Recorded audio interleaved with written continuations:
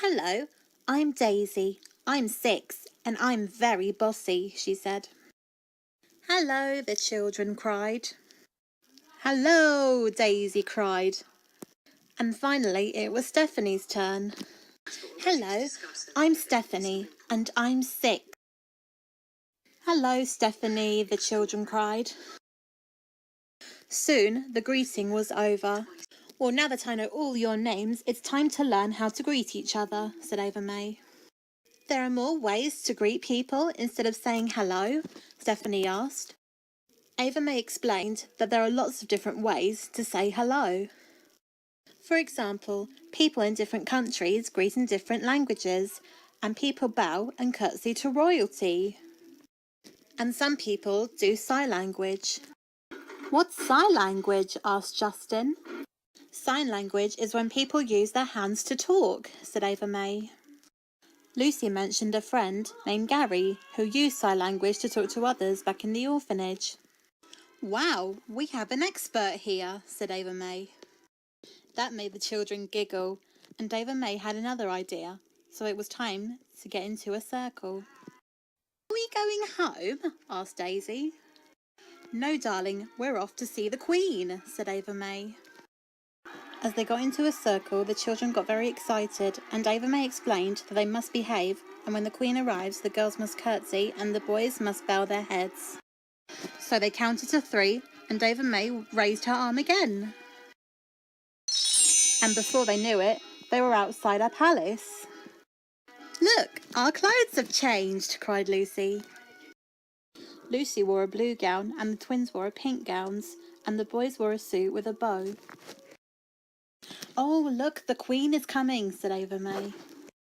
The children lined up as the Queen approached them. Blake was first to shake the Queen's hand, so he gently bowed and shook her hand. Pleasure to meet you, Your Majesty, he said. Then Lucy curtsied and shook her hand too. Delighted to meet you, Your Majesty, she said. Then she shook Justin's hand and he greeted her with kindness. Then she shook Daisy's and Stephanie's hand and they curtsied too. Oh, what lovely children we have here, the Queen said. Now you may know why it's important to say hello, said Ava May. The children felt very good about themselves and understood that greeting shows kindness, respect, and being liked. So if we don't say hello to important people, does that mean we won't be liked? Asked Lucy. Exactly, because people would think you're not nice, but very rude, said Ava May. Justin explained that when he and the others became a family, they got to know each other by saying hello and got on so well. But we do fight a lot, said Lucy. The others began to realise that they do fight a lot, and Ava May thought it would be best for them to say hello properly and make it up to each other. So the children said hello and felt very happy that they have each other. Can you please take us to another place that involves greeting? Asked Daisy. Well, it is nearly tea time, but I can take you to one more place, said Ava May. The children got very excited, and so Ava May worked her magic again. This time, Ava May took the children to a nearby town where a lot of people said their hellos. Everybody's saying hello, said Stephanie. That's because they're friends and see each other all the time, said Ava May. Children smiled as the people were hugging and talking to each other like good friends. So it really is important to say hello, said Blake. Yes, it is, just like I met you and you met me, said Ava May. The children realised that without the greeting, Ava May wouldn't have become their friend or gone on a magical adventure. You are the best, Ava May, said Daisy. I never learnt so much about greeting without you, said Lucy. They all smiled and felt very happy, so it was time for Ava May and the children to go back home. And they were home again. In the spare room, said Stephanie. Yes, and it would be best to keep my magic a secret, said Ava May. The children agreed and all spoke about their adventure, and Ava May joined in the fun. Just then, Kathy overheard the children's excitement and had to see what was going on. The children all happily danced and laughed together. When Kathy came by, she couldn't believe her eyes. All the children were smiling and laughing. It was the most amazing thing that Kathy hadn't seen in a long time. "Oh, Mrs. Hills, I'm so sorry if we were making too much noise," said Ava May. Kathy smiled and explained that it was no big deal, and she was hoping if now was a good time for the interview.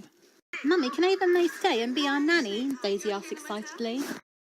"She's the best thing we've ever had, and we've learnt so much about greeting," said Lucy. Kathy was very surprised to see the children so excited and desperate to keep Ava May, but she wanted to see if she was really good enough. "I know. Why don't you carry on with your game while we talk?" said Ava May. So Kathy and Ava May went to the dining room to have a long talk. "How did you keep them so quiet and so excited?" Kathy asked excitedly. "Well, I am a professional nanny and have many years' experience," Ava May replied. Kathy laughed and decided to make tea.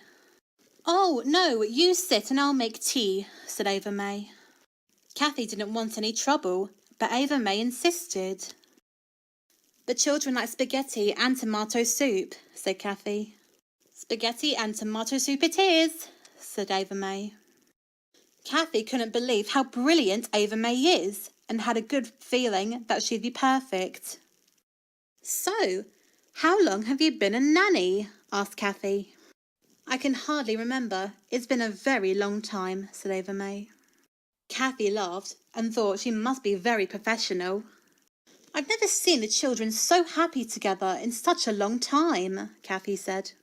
"Well, I heard there was a mother in distress, so it's my job to sort things out," said Ava May. It wasn't long until tea was ready, and Kathy couldn't believe how quickly she did it. "I'm a fast learner," said Ava May. Kathy laughed and knew that Ava May was definitely the right nanny for her children. "I would love for you to come and work with us," she said. Ava May was very delighted, and she thought for the one last time they should introduce themselves. "I'm Kathy. Please, call me Ava May." And they both laughed. Soon, Ava May went upstairs to tell the children the good news. "Children, it's time for me to go," said Ava May. Before she could finish her sentence, the children began to worry. "You're not going, are you?" Daisy asked, feeling worried. "I have to go and get my things so I can stay." The children cheered for joy and felt very happy. "Are we going to have another adventure with you now?" asked Justin. Ava May really wanted to have another adventure, but it was time for tea, and thought maybe next time she will do a bit of magic and have another adventure.